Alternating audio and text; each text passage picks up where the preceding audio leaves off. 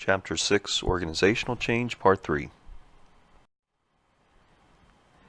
In this PowerPoint presentation, we're going to take a glance at two police departments that tried to implement change all across the department. So these weren't minor changes, but major shifts in strategies and policies.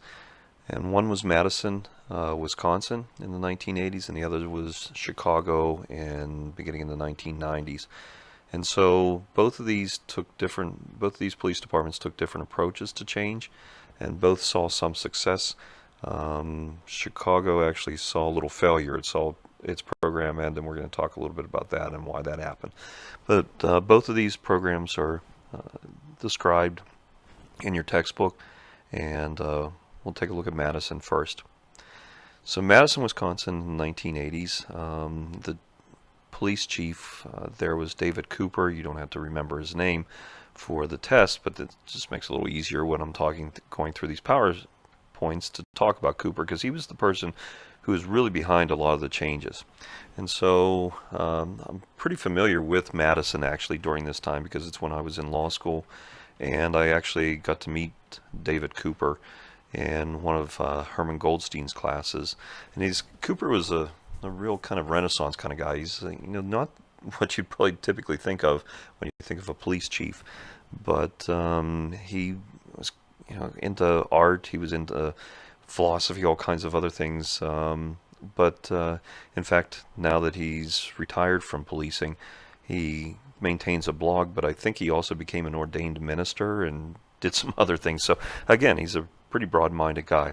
When he came to Madison in the 1970s, and initially he wasn't very welcomed in the department. Madison is a very liberal city, and in the 1960s it was probably one of the most radical campuses in the United States in terms of the Vietnam War protests, civil rights protests, all kinds of other protests. In fact, some of the students blew up the math building and killed one of the workers. It was over Christmas break, New Year's break, back I believe in the either 68 or 69, and they didn't think anybody would be inside the building, and they wanted to protest the military contracts that the university was receiving and that the math department was working on. So they blew up the building and ended up killing someone who was inside. So a pretty radical city. Madison has always had a pretty good quality of life. Again, it's always been pretty liberal and surrounded by a lot of conservative areas. But when Cooper came to the police, actually became police chief in the 1970s, he wanted to be more reflective of the community. He felt that the police department was too traditional, too much into law enforcement, not enough about community policing. And so he wanted to bring about a change in policing. And so there was some initial resistance that really almost cost him his job. But he was able to weather that, and once he was securely in power, he was able to actually take the long-term view and implement some of these changes. And so what he did was, when he decided that he was going to move the department more towards community policing and problem-oriented policing, remember Herman Goldstein is right there at the University of Wisconsin, so Goldstein, the creator of problem-oriented policing, was working very closely with the police department and working with Cooper. And so Cooper realized if that's the direction the department was going to go, then they needed to make some pretty broad changes and pretty significant changes. And so right from the very beginning, Cooper was smart enough to realize he needed to get the department to buy into these plans, to really participate in it. Even though he was setting the direction, he wanted them to really flesh out the details. So from the very beginning, Cooper stressed officer participation in the process, in the change process.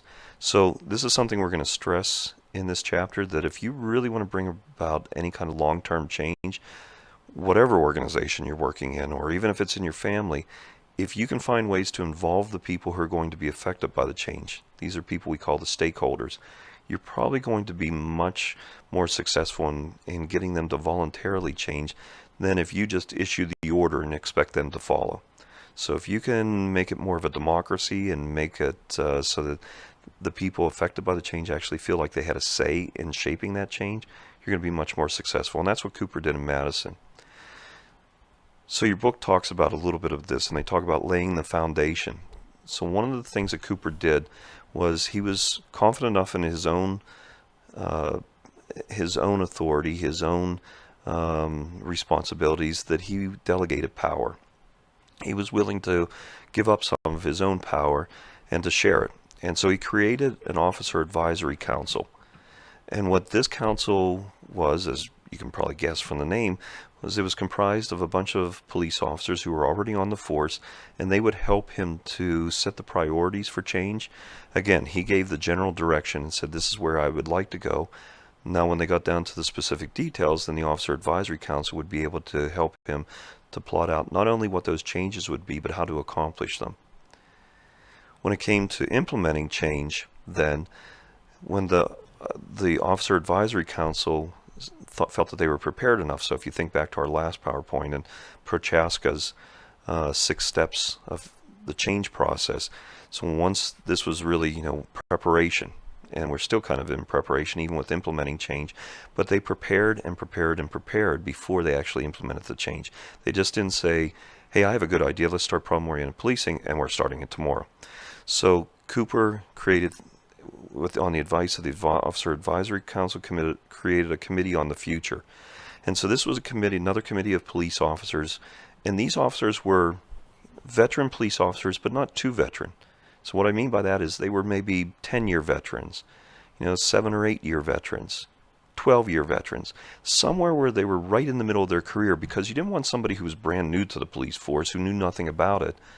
But then again, you didn't want to do like police departments traditionally do, which is get the most senior members, the people who have 25 years of experience and are probably going to retire in the next year. He wanted someone who was going to be a part of this change process. They were going to be around. So they had enough experience, but they weren't leaving right away. They weren't going to be retiring. And so this committee on the future plotted out the change. Cooper implemented quality leadership. So those elements of quality leadership that we learned about in lesson number 5. Cooper went out, enlisted the help of the university, and trained the managers in quality leadership. So he didn't leave it to chance that they would just be good leaderships by nature, but he actually nurtured them and went out and said, okay, we're going to give you training courses on how to be a leader, how to do team leadership, how to delegate to your officers, how to rely on your officers and get feedback from them and not be threatened by that, and all those kinds of things. One of the most important parts of the Madison process was they decided that they weren't going to implement the change for the whole department all at once. So once they decided what kind of changes they were going to implement, they created experimental police districts, these EPDs. And I actually got to walk around with some police officers in Madison who were part of these experimental police districts when I was in law school. And these were, when we say they're experimental police districts, and what we really mean is many times they were a one-room building in the middle of a neighborhood. And a few officers were assigned to that experimental police district. So it was meant to be very close to the community. The community didn't have to go all the way downtown to the headquarters to get a police officer. They could leave messages at this experimental police district headquarters, which again was often just a one-room building. And so this was before internet and email, so they could literally put notes on the door or slide it under the door. And if the police officer wasn't there, obviously the police officer would eventually answer it, but otherwise the police officer was walking around the beat, really engaging in problem-oriented policing. And so the thought here was, let's try out these changes in just a limited version with officers who were volunteers, because everyone who worked for the experimental police districts were ones who volunteered. So let's try our changes out on them. If it doesn't work for people who want to do this, then it's not going to work for those who want to resist change. So let's try it out and see what works, what doesn't work. Let's fix it at this small level before we introduce it to the whole police department. They also really encourage citizen involvement. So give us feedback, tell us how we're doing. So again, all the stakeholders were heavily involved, the police officers, the citizens, in bringing about change in Madison. The change was pretty successful. Okay, and so it fit the city. It was a liberal city. This style of policing was something that Madison could adapt to pretty well. The community. Madison has been often rated the most livable city in the United States, so very good standard of living. But what did we learn from Madison and their success? Well, one certainly was encourage participation of stakeholders throughout the process. That it's probably smarter if you can do it to implement change gradually than all at once. Pick some volunteers and try it. This isn't an academic experiment where you're supposed to be completely objective. No, pick people who you think it's going to work with, and they're the ones who are going to work hardest to make it successful. And if it doesn't work for them, then you've got to change it before you introduce it to people who are reluctant. Chicago. 1994 to 2006, Chicago had a pretty bad gang problem, so Chicago wanted to try this Chicago Alternative Police Strategy, this CAPS, and it was really community-oriented policing. So they implemented cops, kind of like Madison did, in limited districts. They didn't call them experimental police districts, they called them pilot districts, but they tried it out in limited versions first before involving the whole department. Eventually, they wanted to involve the entire department, the entire city, and they did that. As part of their community policing, they gave police officers permanent beat assignments because they wanted the police officers to know who was living in the community.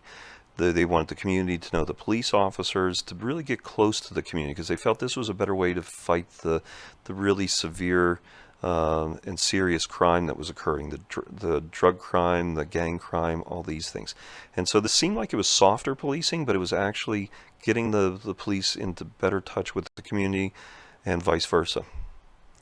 There was a strong commitment to training. We're going to train you to be well-versed in community policing. So this often isn't done in police departments, but Chicago made a commitment to training. We're going to teach you how to engage the public much better. They wanted the police to have significant roles in the community. So we want you to be part of the community. Get out there, get involved, even maybe after your shift is over. Get involved in social activities. Really engage the public. Find opportunities where you can really become a strong presence in the community and not just a negative. Because in many, like the south side of Chicago, the only time you saw the police might have been when you were seeing your friends arrested or when you were being arrested, when you were being searched, any of these things. And so you didn't see the police in a positive light. So there was a real effort to try to make the police much more approachable and much more positive.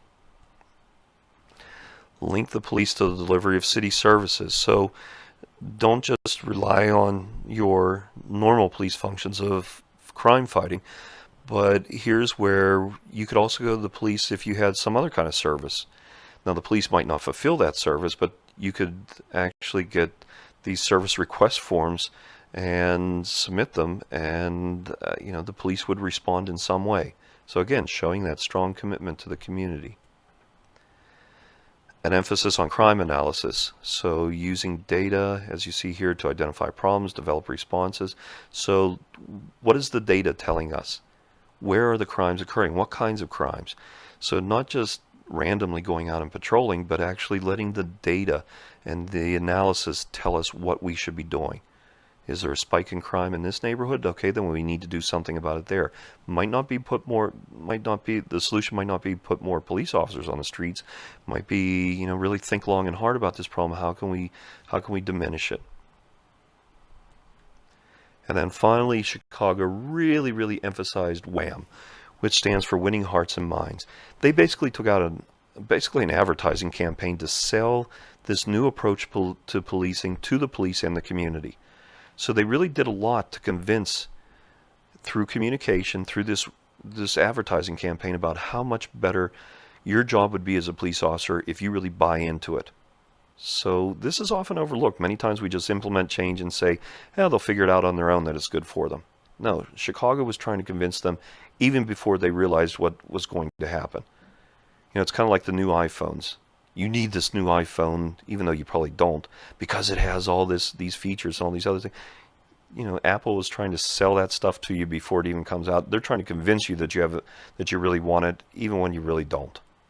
And so this same thing was happening there, saying you really need this style of policing. It's going to make your life better. Lessons from Chicago.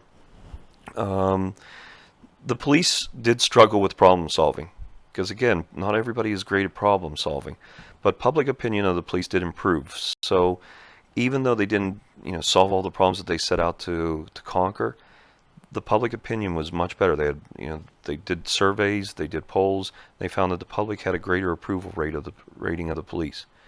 However,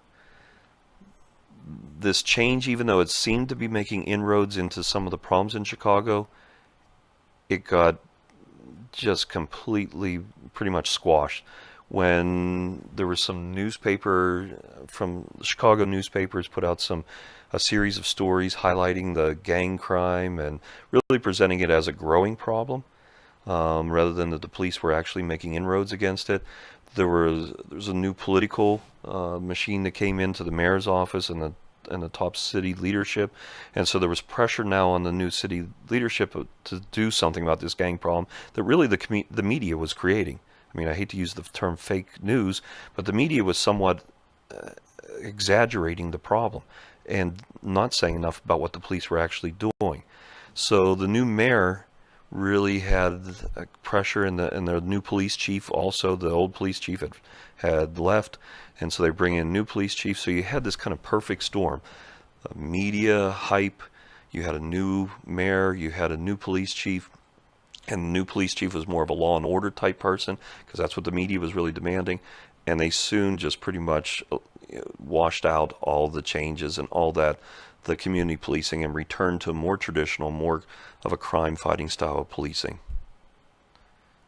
And so here is some of the other information. In 2003, Chicago newspapers put pressure on, and then the new police chief, as I said, was more law and order, guns, gangs, and homicides. That's what we're focusing on, not so much community policing. And Chicago soon went back to having a bad, the relations with the community start to sour again, and Chicago's been beset by a bunch of police scandals recently, and their crime rate appears to have been going up again. So they mostly abandoned cop, returned to traditional policing.